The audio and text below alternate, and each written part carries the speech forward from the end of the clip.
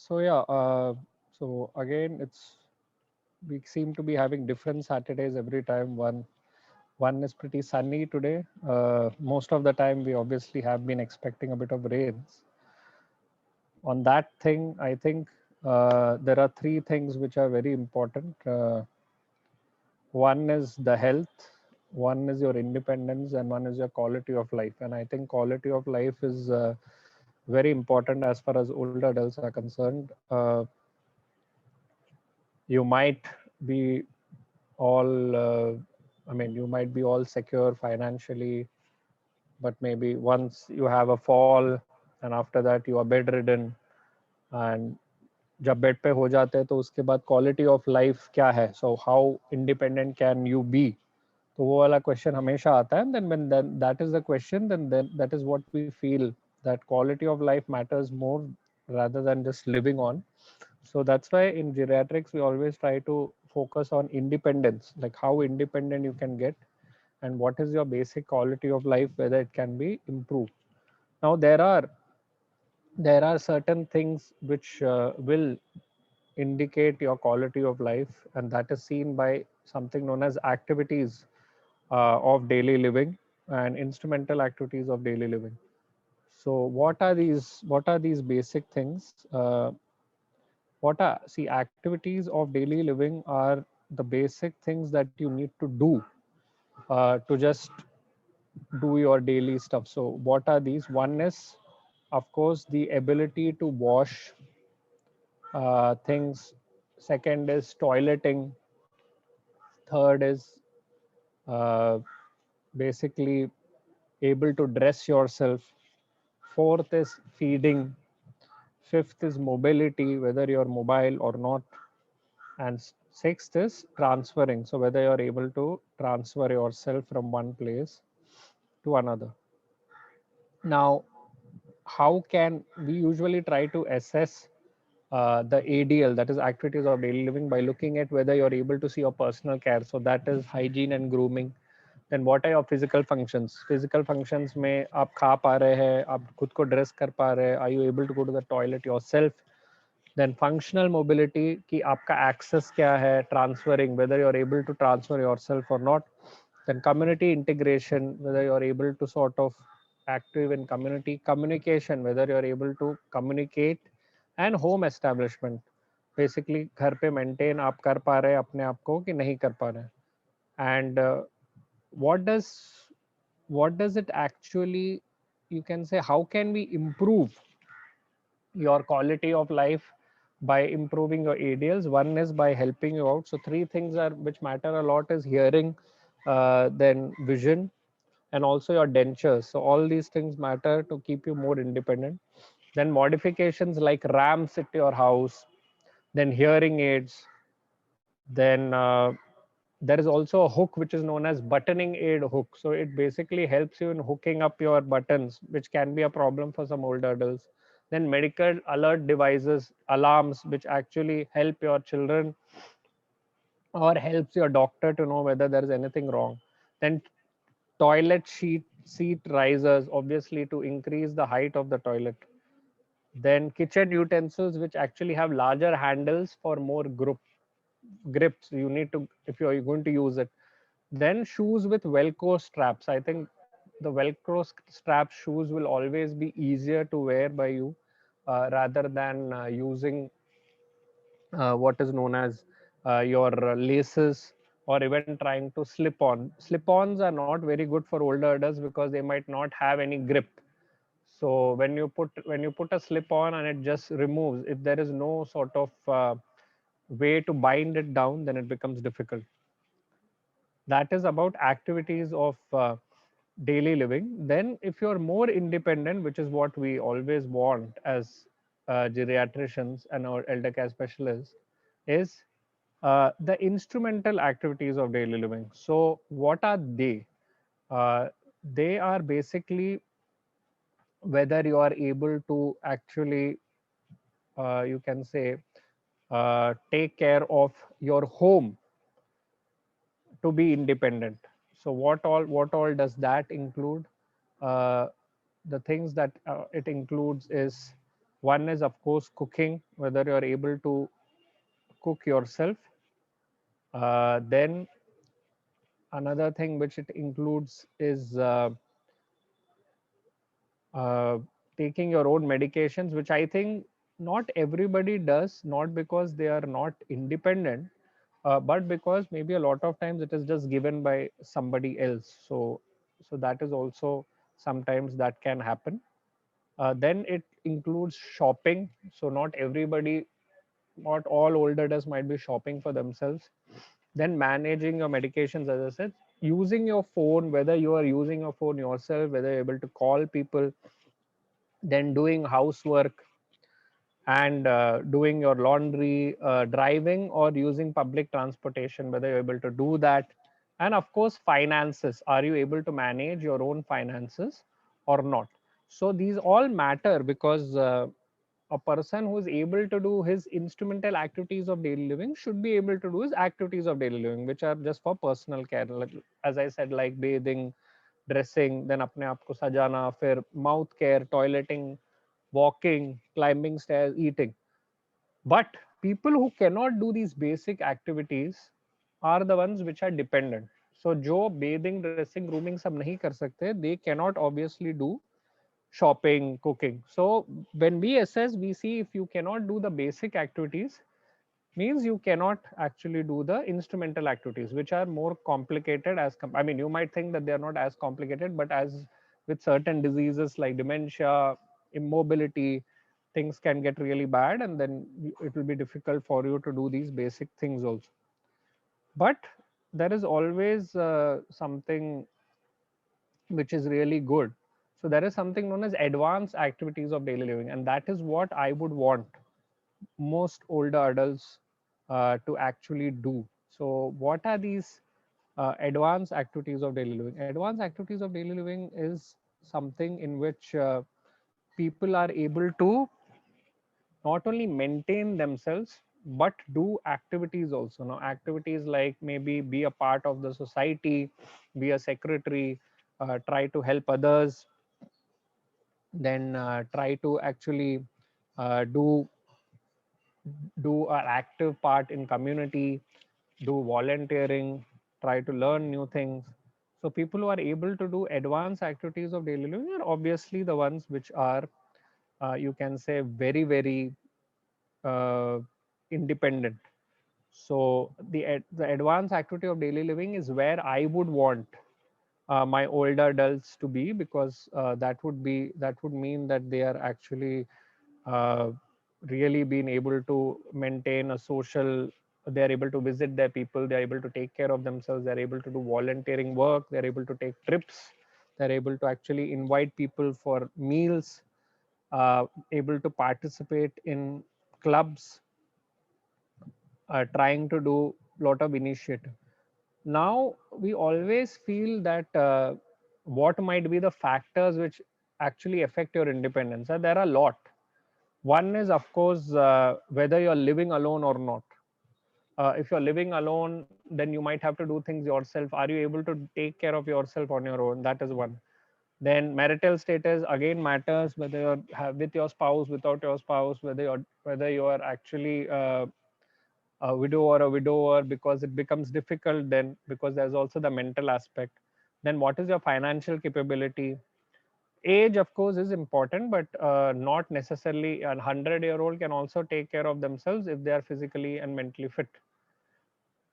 Then things like disease processes. If you have diabetes, if you have heart disease, if you have had a stroke, then any joint disease like osteoarthritis, घुटने में दर्द, पीठ में दर्द, then osteoporosis, if you have had any falls, if you have had any cancer. So all these things matter a lot. If you are having any depression, what is your memory? Then is there any alcohol consumption? What are you able to do as far as your overall quality of life is concerned? So this is what matters the most. As you get older, your quality of life matters the most. How you are living, what is the social circle, and if you see, uh, if I have to tell you that what matters as far as an older adult's health is concerned, it is not only the medical part, It is usually the social part. It is the what they are doing in the community, what is their social sort of thing, whether they are well connected or not, whether they are able to be in touch with people or not, whether they are having a depression, whether there is any cognitive impairment. uh, so I mean, the word independence, I think, is very very important. And the more independent an older adult is, the more healthier they are. But quality of life is also affected by a lot of other things. Physical health matters a lot. So comorbidities, number of diseases, the more the number of the diseases, the more there is a chance that you will be not independent. What do you have? Whether you have arthritis, whether you have had a history of stroke, whether you have a breathing problem, whether you have hypertension, whether you have oral problems. For me, oral problems also matter a lot because it affects your quality of life. If you don't have teeth, if you have pain in the teeth, then your nutrition will be automatically affected. Then coming on to whether obviously you're able to do all your activities of daily living, which I told you now.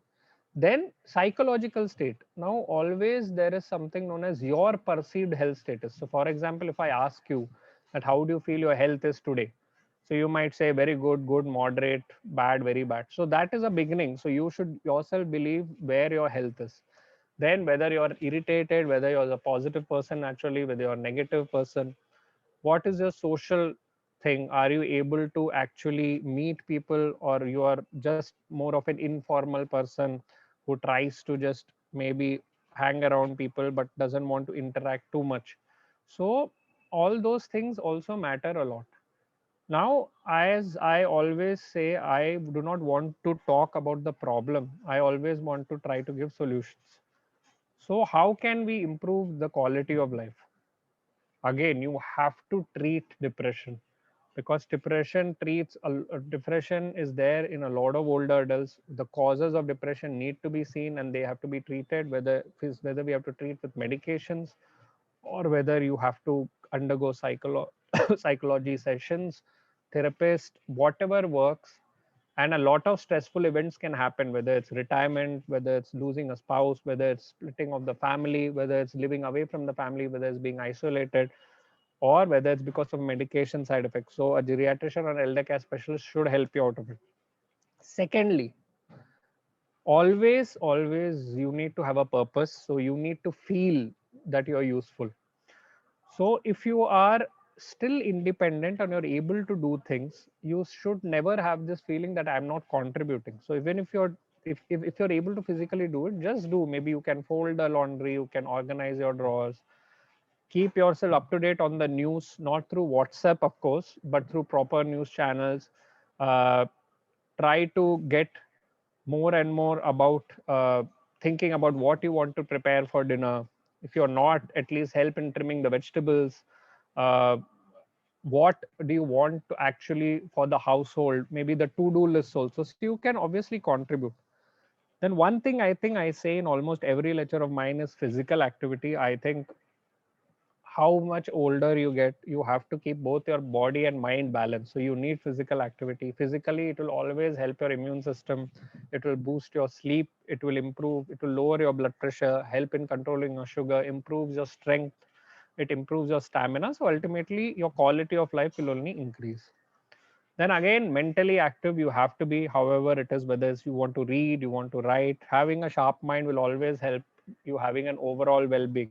So whether it's having crossword puzzle, sudoku, that is one way, or practicing new art, learning a new skill, that will always help. Then I think social connectivity is very very important, whether it's with your family, whether it's with your friends, whether it's with your community. It's not about you being independent or you being dependent on others. It's about having a social life in which you are able to talk to people, because whatever said and done, uh, uh, as a human being is defined, human being is a social animal. I think the social part is what which really differentiates us with animals. So, and even, of course, even animals like dolphins actually communicate with each other very well. So as humans, we should always be communicating. So how do you do that? I mean, it's very easy to say that stay connected, but how do you do that in this era? Of course, learning a bit of technology. It's not necessary you have to know everything about WhatsApp, everything about Facebook, everything about Zoom. You can just know about your phone call and messages. That is more than okay. Maybe when things open up, of course, I'm also talking about normal times. I don't always talk about COVID times, because if you're going to be in COVID for the next 20 years, then there is something wrong. So as far as things, when they improve, you have to sort of arrange for family friends to visit, eat with them, whatever transportation, so that you can actually go with the help of your caregivers. You should not shy away from attending any parties, whether it's for birthday, whether it's anybody's graduation, whether it's for holidays. You always tend to feel, no, it's do we really need to come and all? But no, I think there is no age to travel. Also, if you're physically fit, fine. If you're not fit also, there is enough help even in traveling, which can help you to be more independent. Then get yourself involved in a hobby which you might have killed at some point, or maybe just develop a new hobby. Try to learn every time. And wherever you are, whether you want to volunteer in your society, in your community, and whatever way, it is not always has to be in, for example, in a monetary way. Like, people are doing this, teachers are teaching underprivileged kids online as well now. Or it could be the typical old person with whom I actually would love to share a lot of stories, because everybody has a lot of stories. So you would just share those stories, share your experiences. It gives you a time to actually express yourself, but at the same time, it obviously helps the people who are listening. Then another important thing which you should always do is just try to be in your way, trying to improve yourself in whatever way possible. Create a sense of purpose. You should always have that, no matter what your age is. When you get up, you want to do something, because you are the richest resources in terms of knowledge, in terms of creativity, everything. So you should be able to use it. Then again, I will want to reiterate, recognize and treat the signs of depression. It's very important. Find usefulness even in daily tasks. Don't feel that, no, I mean, these are the things which I don't want to really do, or even if I do, everybody stops me from cooking. Everybody, no, if you want to do it, do it. Then make connections with everybody, whether it's young and old. Loneliness is not good. Then have something known as being in a physical motion and a mental motion, because those both are very important. And I think look for opportunities, even for whether it's volunteering, whether it's learning new skills, or whether it's actually even trying to contribute to anybody else's life. Because ultimately you want to be independent, and you can only be independent by making your quality of life better. But at the same time, by that, you might actually be making differences in other people's lives also. So I think this is what is important. But overall, I always feel health is very important. So keep your health in mind. Physically and mentally, be active, be socially connected, and ultimately you will be able to have a quality of life. Yes, there are certain non-correctables. If you have diseases, yes, but you can still treat them, you can still try to manage them. The best managed they are, the best quality of life you'll have. So thanks a lot for your patient hearing. If you have any questions, comments, more than welcome. Thank you. Hi. Before I put it on for everybody for questions, Doctor, can you? I have a question on if assuming a senior wants to take professional help to improve their quality of life. I mean, depending on whatever is ailing them, who can they approach? Yeah, see, it depends on whether they have a medical issue, or whether they have a medical and psychological issue. So obviously, I mean, an assessment with an elder care specialist, a geriatrician might helpful, or your own doctor, because ultimately we need to know you have issues. And most times mental health is sort of neglected, wherein older adults might not always open up about it. So that is what they should do. So that will be the first point of contact. And depending upon what you obviously have, we can sort of, if needed, involve other people. But do not shy away from taking advice. And more than anything, look at your relatives and your caregivers as a team only. Try to share with them, and then try to obviously get in touch with professionals, because I think that is very important. To know you have a problem is one thing, but to seek help also shows that you are having that guts, and you are actually being pretty much wanting to improve things. So I think that's how you should approach. Thank you very much, Doctor. We're opening this up for questions. If anybody has questions, please unmute yourself, ask your question, and unmute yourself again. Any questions?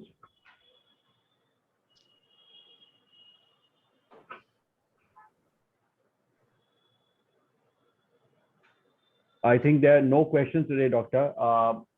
So we should, again, thank you very much, Doctor, for this session. I think, a lot of us don't understand that, we deserve a better quality of life, right? We've taken it for granted that it's like this only, we have to survive. That's not the reason for life. We need to improve our quality of life. Thank you very much. This has been very useful. Again, this will be uploaded onto our website. Please do have a look at it. I think everything was explained very easily, so everyone could follow. Thank you, Doctor. Yeah. Thank you very much, Doctor. Thank you, Doctor. Thank you. Yeah.